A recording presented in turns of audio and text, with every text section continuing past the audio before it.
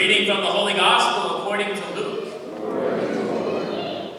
Jesus said to his disciples, "A rich man had a steward who was reported to him for squandering his property. He summoned him and said, 'What is this I hear about you? Prepare a full account of your stewardship, because you no longer can be my steward.' The steward said to himself, 'What shall I do, now that my master is taking the position of steward away from me? I am not strong enough to dig, and I am ashamed to beg. I know what I shall do, so that when I am removed from the stewardship, they may welcome me into their homes.' He called in his master's debtors one by one. To the first he said, 'How much do you owe my master?' He replied, 100 measures of olive oil.' He said to him, 'Here is your promissory note. Sit down and quickly write one for 50. Then to another, the steward said, 'And you, how much do you owe?' He replied, 100 cores of wheat. The steward said to him, 'Here is your promissory note. Write one for 80.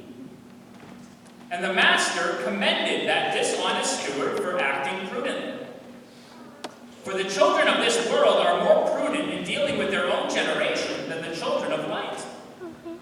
I tell you, make friends for yourselves with dishonest wealth, so that when it fails, you will be welcomed into eternal dwellings. The person who is trustworthy in very small matters is also trustworthy in great ones. And the person who is dishonest in very small matters is also dishonest in great ones. If therefore you are trustworthy with dishonest wealth, who will trust you with true wealth? If you are not trustworthy with what belongs to another, who will give you what is yours? No servant can serve two masters. He will either hate one and love the other, or be devoted to one and despise the other. You cannot serve both God and mammon. The Gospel of the Lord. Praise to you, Lord Jesus Christ.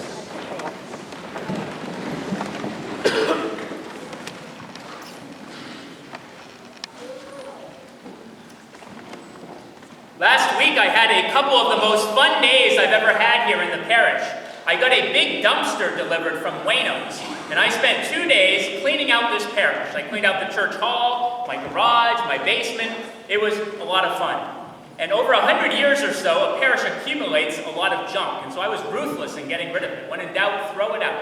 I had that dumpster filled up in just a few hours, and I hadn't even begun to clean yet.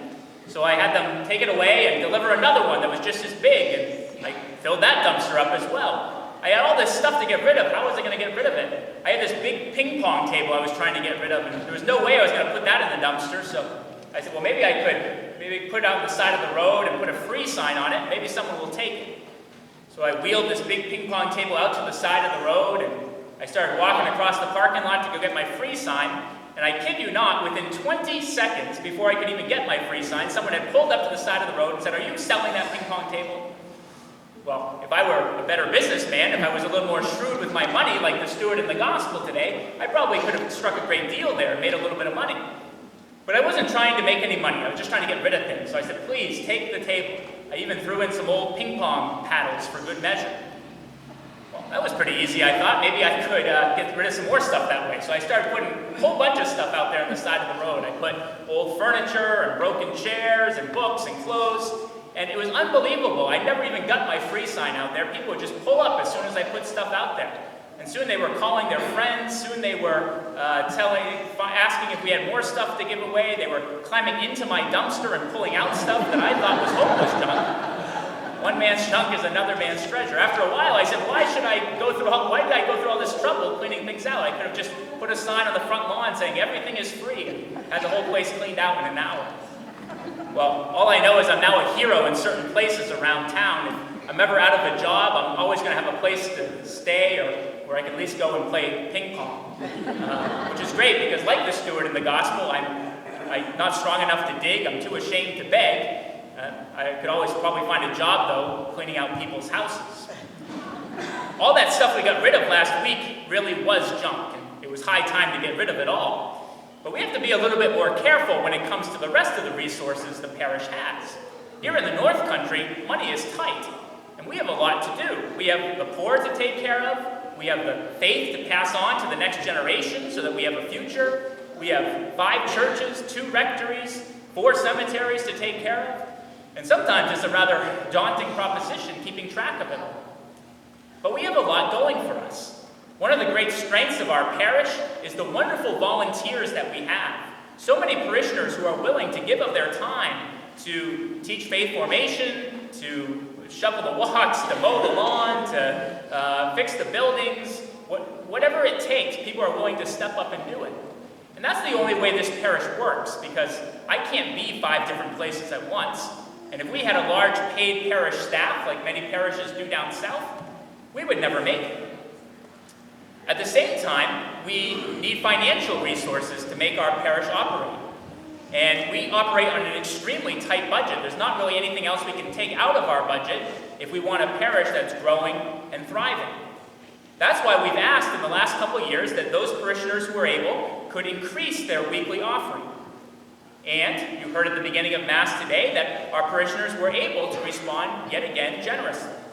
And thanks to our increased offerings, our lower fuel costs this past year, we were able to balance our budget, I think for the first time since we've been one unified parish. And so thank you very much for your generosity.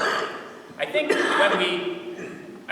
we value things more when we sacrifice for them, when they come with a cost. I know I was telling someone about putting all that stuff out by the side of the road, and they said, oh yeah, I know someone who put an old refrigerator out by the side of the road, and they put a free sign on it, and it was out there for 2 weeks. No one took it. So finally, they took the free sign off, and they put another sign on that said $50. And that night, someone stole it. Nothing that's of real value in life is ever free. And the fact that we have limited resources has actually forced us to be more creative in the ways that we spend our money. When I got here 4.5 years ago, they said, don't forget, you're one of only 2 parishes in the state that have 5 churches. There's a 5th church down in Bretton Woods, Our Lady of the Mountain Shrine. The place was kind of falling apart. We had no money in the budget to fix it. We couldn't do anything with the property. It reverts back to the railroad if you stop using it as a church. So what are we going to do with this place? And I remember being down there, and I prayed to Our Lady, and I said, Mary, if you want your church here, you're going to have to find a way to pay for it. And shortly afterwards, a couple volunteers stepped forward, and they've been doing tremendous work in the last couple of years down there, restoring this building. And we got a grant to put a new roof on, and now people are stopping by, and they're seeing this beautiful church being restored, and they're giving donations. Like, we're probably going to make money in the place. Something similar happened when some parishioners approached me this year wanting to do a big retreat day. They wanted to get a big nationally known speaker in and have a big tent and music and food. And that sounded wonderful, but an event like that is going to be expensive. In fact, that became our Gate of Mercy Day back in August, and with 500 people there, it cost $13,000 to put that event on. We don't have money like that in the budget. But it seemed like God was calling us to do it, so we put an appeal out there, and we asked businesses and individuals to sponsor the event. We got donations, and we ended up almost breaking even. I think this huge event that people can't stop talking about ended up costing us less than the old parish picnic used to cost. One other example, when some other folks approached me about doing a community meal down on Thursday nights downstairs, I said, of course, I didn't have to think about it. No question. It's not a question of can we pay for it. It's the first thing that we should do as a parish is be feeding the hungry. But still it was a concern. How are we going to provide? And we were talking about this at our pastoral council meeting one night. We were praying about it. The next morning, I get a knock on the door first thing, and a gentleman walks in and hands me a check for $2,500 and says, I want you to use this for the needy. Perfect. God provides. And since then, people who can make a little donation, and we subsidize things when we need to, but it all works out. Saving money in all these ways, or being smarter with our money in all these ways, has actually enabled us to expand our ministries, to put a new heating system here at All Saints, as well as at St. Matthew's, and to eliminate our fee for faith formation this year, and still make ends meet.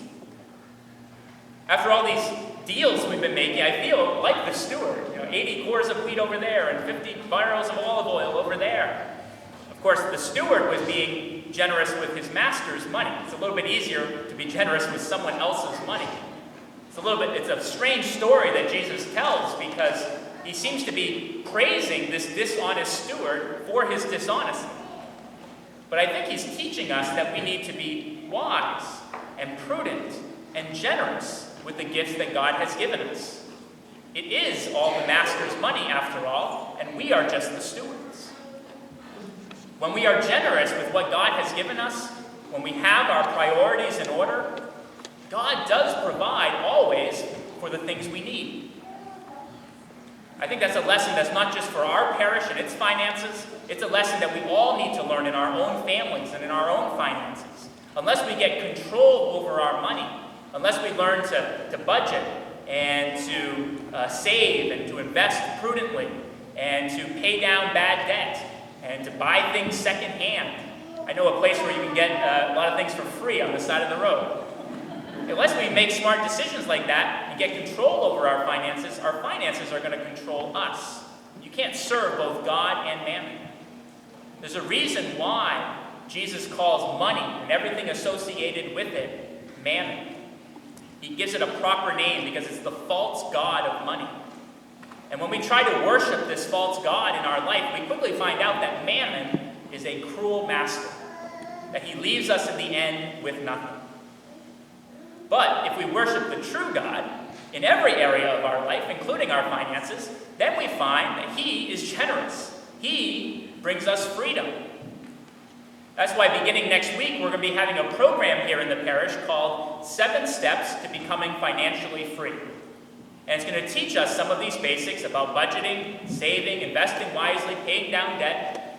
I highly recommend that if you are always fighting about money in your household, or if you're living paycheck to paycheck, or if you have a lot of credit card debt, or if you have no money problems at all, but simply want to learn more about the way our faith and our finances interrelate, or you want to help someone else in your family, come to this class. It's going to be on Thursday evenings, right after our community meal.